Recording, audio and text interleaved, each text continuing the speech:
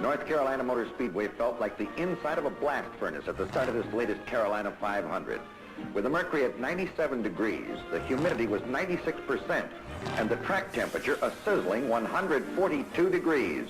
The pace car goes off, and suddenly all the power and fury in the Southland is unleashed as this 44-car field takes the green flag. Leroy Yarborough fires off the pole spot to take the lead away as they pour through the fourth turn with Davy Pearson second. After only one lap, Cale pits that big cyclone. He's got trouble with a shift linkage. 3 laps later, Paul Goldsmith turns that Dodge Super B loose and takes Pearson on the high side. He's 2 now, going for Leroy. Entering the first turn, Goldsmith is right on top of Yarborough's Ford. Petty decides he's on the wrong rubber and makes a quick stop for new tires on the right side. The Wood brothers have long had the reputation of one of the fastest pit crews in the business. Watch them now as they go to work on Cale Yarborough's car. He's in for rubber and fuel. They spend hours practicing this sort of thing, and they move with all the precision of a Swiss watch.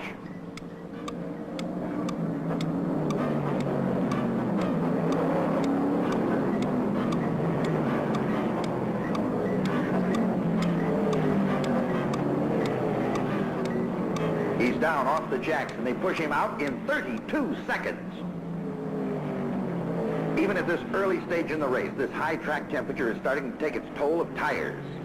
So far, all of the top cars have been in for tires except Goldsmith, and everybody is wondering how long he can hold this pace.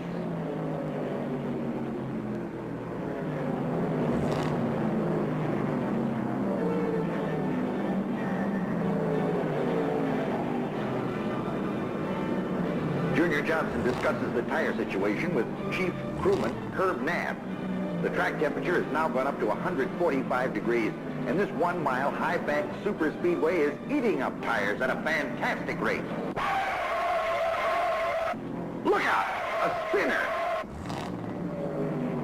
George Davis in the 07 Chevelle blew his engine, spun in the oil, and hit hard against the wall.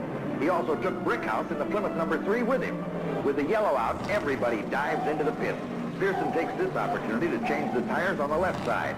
They also add ice water to the tank that feeds his cool suit.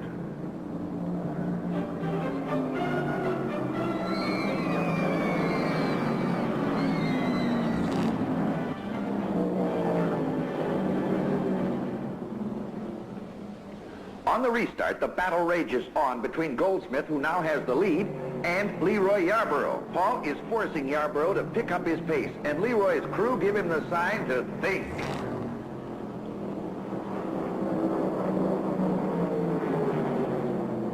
Uh-oh, watch it. As the mercury climbs, so do the engine temperatures, and Pearson just blew the belly out of that Ford. He gets the black flag from the starter, and the next time around, he'll be forced into the pits. The yellow flag is out while the sweepers go to work, and Petty screams into the pits.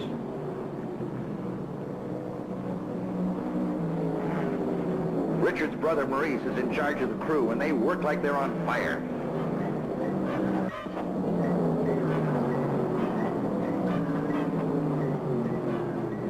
Petty's 17-second stop here is one of the shortest of the day. Pearson's car is pushed unceremoniously back to the garage and retired from the Carolina 5. Green flag comes out. Goldsmith and Leroy are once again locked up in a wheel-to-wheel battle for the lead.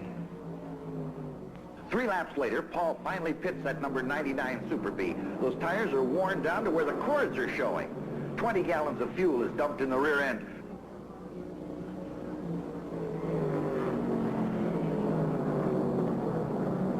Goldsmith complained about slack in the steering. They were going to check it, but he waved them off and fired out of the pits. The heat has turned this speedway into an asphalt inferno. While Goldsmith was in the pits, Petty went into the garage with a blown engine. Now, Cale Yarborough comes into the garage area and parks it with transmission troubles. Cale's face clearly reflects the fatigue and heat exhaustion these drivers are experiencing from this 500-mile run for the checkered flag. Yarborough has the lead, and he stands on it through every turn.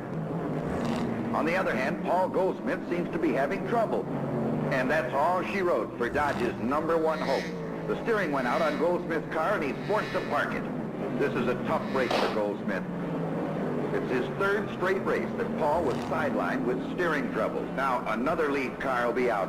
Yarborough has been running much slower, and the pit crew give Leroy the sign that his clutch is gone. 2 laps before, Darrell Derringer went by and gave the signal for a relief driver. Now he's in the pits. He climbs out, and Richard Petty hops in. Darrell said the car was running fine, but the heat got to him. He was completely exhausted. Derringer, like many of the drivers, run with their windows closed, and the inside of his car was over 150 degrees. That, coupled with the strain of a race like this, takes its toll on even the toughest men, like Leroy Yarborough, who looks as though he'd like to head for a nice, cool shower. And here's another driver swap. Charlie Glatzbach wheels his Dodge Charger into the pits, and Paul Goldsmith, just 15 minutes out of the race, hops into the car. Paul, like Petty, just plain loves to race.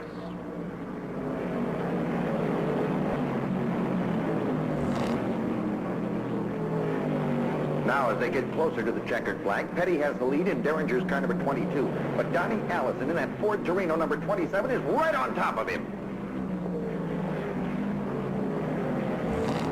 Petty and Allison have been staging a wheel-to-wheel battle on the track lap after lap. Now, with both cars in the pits, it's a duel between their crews. Watch these boys work.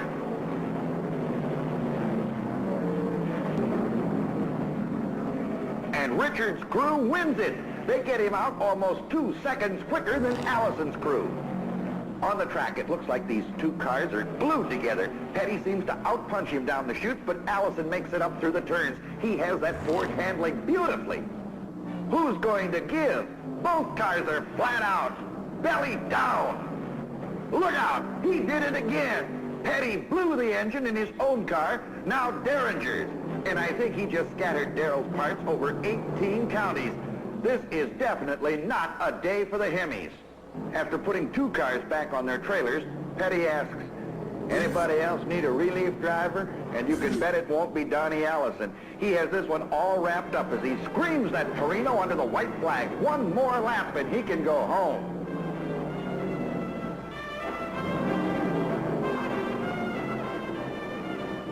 And here he is out of the 4th turn. He waves at the sun-scorched crowd and sails under the checkered flag, the winner of the Carolina 500.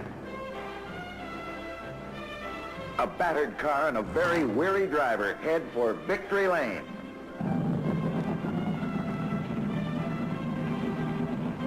He was so tired they had to help him out of the car. But after a kiss from his wife and another one from the Queen, plus a check for almost $16,000, well, Donnie Allison felt much